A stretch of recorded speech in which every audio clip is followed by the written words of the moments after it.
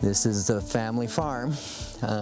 My parents moved to this location in 1962, the same year I was born. Up till 2018, I never knew such a thing existed. The words regenerative and agriculture in the same phrase was something I'd never heard of.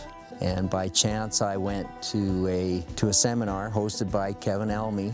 It opened my mind to a whole new world, and it showed me about a different way to look at the land and the soil and plants. My view of how to farm using fertilizers and pesticides and such was very mainstream. This introduction into regenerative agriculture showed me that we were focusing way too much on chemistry and far too little on biology. At the end of the day, it is a biological system. You get to the point where you realize you've got a pretty finite number of years to do this, and if you ever want to try something new, you better do it. And so that's part of what really spurred me down this road of doing things a little bit differently. When I grew up, our farm was a very traditional mixed farm. We had dairy cows, we had a few beef cows, we had pigs, we had chickens. Somewhere along the way, my father rightfully figured out that I had more mechanical aptitude than animal aptitude. The practice of milking cows twice a day, without hired help, it was time for something to change. Animals left the farm, it became solely a grain farm. Then as I learned about regenerative agriculture and the benefit of livestock, how can I make that happen? I didn't have cow sense. It's something, I'm not sure if you're born with it, but you develop it at an early age. Buying livestock wasn't an option, but I knew people who had livestock that needed to be fed. We have various arrangements with a couple of different people who own cows. So we own none, but we have lots that come to visit us at various times of the year.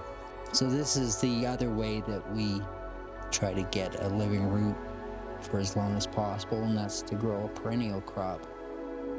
And then we have living roots all year long.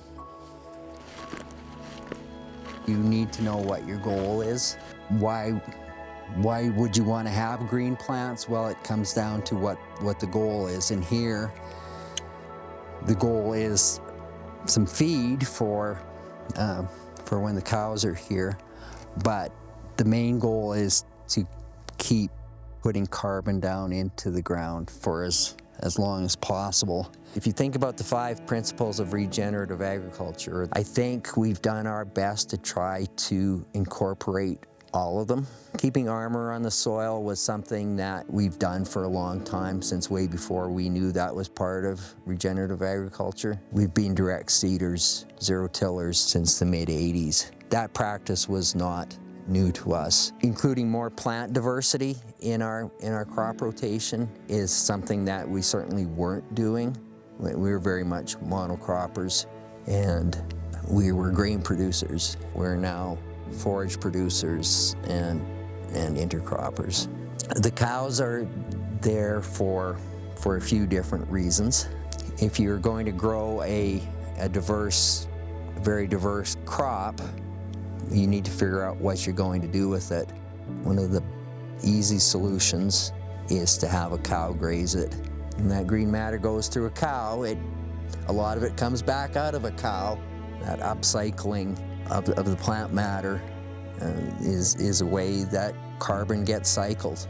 A cow's rumen is an incredible thing. The biology in a cow's rumen is probably second to none on this whole planet. And so that being able to have some of that become part of the soil is incredibly good for the soil. My point in the regenerative ag journey is I see myself very much still as a beginner. We do a lot of things, and we're probably a long way down the road. by the view of some people, but we feel we have so much more that we can do. Every year we learn about something a bit different and have a real desire to try something different.